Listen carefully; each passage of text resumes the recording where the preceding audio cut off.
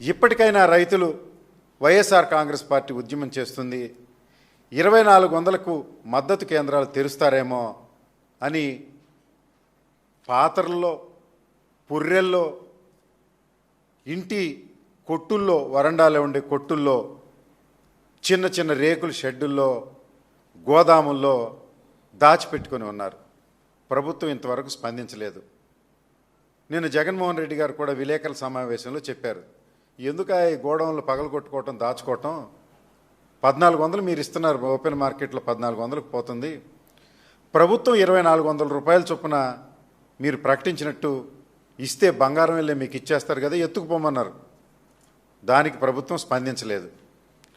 కిరాతకమైనటువంటి చర్యలు అంటే ఆ రైతుల్ని పరామర్శించే పరిస్థితి కూడా ఈరోజు మామళ్ళపల్లి గ్రామంలో లేదు. అప్రకటిత కర్ఫ్యూ నడుస్తూ ఉంది. అంతేకాకుండా ఆ రోజు ఎవరైతే గోడౌన్ పగలగొట్టారో 31 మంది మీద ఇదే ప్రభుత్వంలో నరేంద్ర అనుచరుల మీద కేసు కట్టడం జరిగింది. ఆ 31 మంది కూడా తెలుగుదేశం క్రియాశీలక నాయకులు. 3 మండలాలు, పొన్నూరు, చేబ్రోలు, కాకాని మండలాలకు చెందినటువంటి తెలుగుదేశం పార్టీ అధ్యక్షులు, పట్టణ తెలుగుదేశం పార్టీ అధ్యక్షుడు, ప్రముఖులు. వీరి 31 మందిని ప్రభుత్వం అరెస్ట్ చేయగలిగితే పొన్నూరు నియోజకవర్గంలో తెలుగుదేశం పార్టీ 0. ధూళిపాళ నరేంద్ర అనేవాడికి రాజకీయం కూడా చేసే పరిస్థితి లేదు. అంటే మీ ప్రభుత్వంలోనే, ధూళిపాళ నరేంద్ర చట్టసభలో ఉన్నటువంటి ఈ ప్రభుత్వమే వారు పెట్టిన కేసులో వారి పార్టీ ప్రముఖులు ఉన్నారంటే ఎంత గూండాగిరి, ఎంత దౌర్జన్యకాండ జరుగుతుందో మీ అందరికీ తెలుసు. ఇది పెట్టిన 2 రోజుల తర్వాత మళ్ళీ ఏ మొక్కజొన్న రైతులైతే ఉన్నారో వారి మీద 14 మంది మీద ఎస్సీ ఎస్టీ కేసు పెట్టారు. 5వ తారీఖు ఎప్పుడోనంట ఆ ఘర్షణ జరిగేటప్పుడు అక్కడెక్కడ ఇటికెంపాడు, 20 కిలోమీటర్ల దూరాన్ని ఉన్నటువంటి ఇటికెంపాడు నుంచి ఈ దౌర్జన్యకాండలో పాల్గొన్న ఒక ఆటో డ్రైవర్నంట వీరి కులం పేరు ఎత్తిట్టారంట. ఎవరై అంటే రైతులు. దాంట్లో 5 మహిళలు, 14 మంది కాపు కులానికి చెందినవారు, చిన్న సన్నకారు రైతులు, కౌలు రైతులు, ఆల్మోస్ట్ వ్యవసాయ కూలీలు. ఎప్పుడన్నా అవసరమైతే వాళ్ళలో వాళ్ళ బంధువులకు కూలికి కూడా వెళ్ళే పరిస్థితి ఉంది. అలాంటి పరిస్థితిలో ఉన్నటువంటి రైతుల మీద ఎస్సీ ఎస్టీ కేసు పెట్టారు. వారిని పరామర్శించాలంటే వచ్చే ప్రతి నాయకుడి మీద దౌర్జన్యకాండ. అంటే లా అండ్ ఆర్డర్ అనేది మీరు మెయింటైన్ చేస్తున్నారా? మీ చేతిలోకి తీసేసుకుని మీరే జడ్జిమెంట్లు ఇస్తున్నారా? ఈ కిరాతక చర్య ఏంటని ప్రశ్నించే ప్రతి వ్యక్తి మీద దారుణాలు చేస్తూ ఉన్నారు. ఉదాహరణకి ఆ రోజు మరి మొక్కజొన్న రైతులు, మహిళలు కొంతమంది, ఆ తర్వాత వారి కూలీనాలు పనిచేసుకునే దళిత వర్గానికి చెందిన మహిళల్ని పోలీసులు ఎలా లాగేశారో కొన్ని విజువల్స్ మచ్చుకి, ఇలాంటి 100 విజువల్స్ ఉన్నాయి. ఒక 2 మీకు చూపెట్టాలని నేను అనుకుంటూ ఉన్నా. ఒకసారి ఇది ప్లే చేయండి.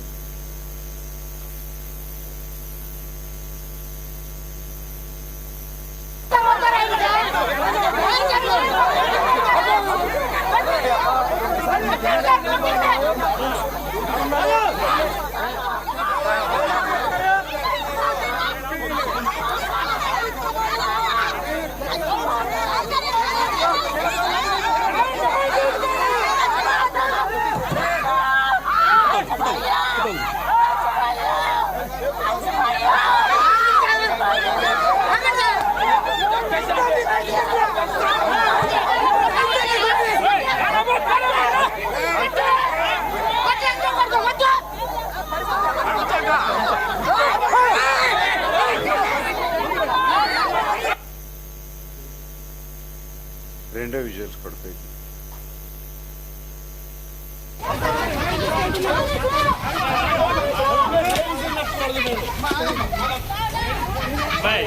లేడీస్ నెడుతున్నారు పోలీసులు. మీరు పక్కరండి, లేడీస్ నెడుతున్నారు పక్కరండి.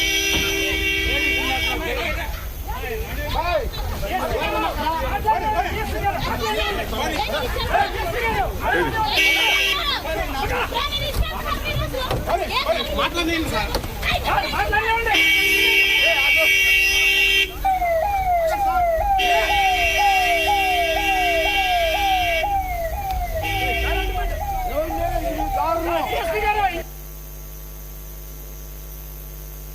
మహిళల్ని ఎలా నెడుతున్నారు మీరు చూశారు. పీఠామోహం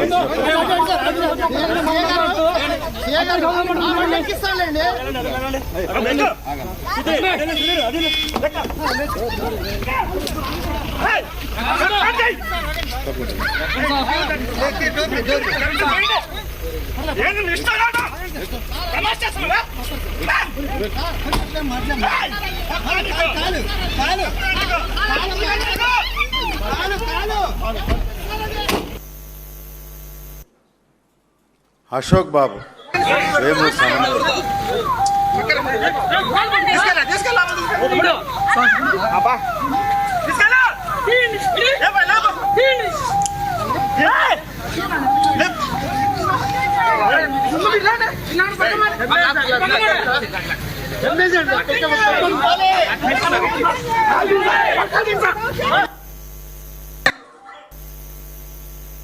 ఇది పరిస్థితి.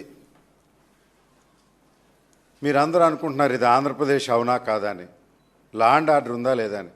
ఒక మహిళని అంటే మహిళలను అందరినీ వారెవరు సన్నా చిన్నకారు రైతులు ఏ కేసులో అయితే ఎస్సీ ఎస్టీ కేసులో మీరు పెట్టారో ఆ మొక్కజొన్నలకి యజమానులు వాళ్ళ సరుకులు సీజ్ చేసి ఆ మహిళలను తోసేసి ముట్రాని చోట ముట్టి కింద పడేసి తాళ్ళేసి లాగి ఇట్ ఈజ్ నథింగ్ బట్ హత్యా ప్రయత్నం కాక మరొకటి కాదని నేను అడుగుతా ఉన్నా.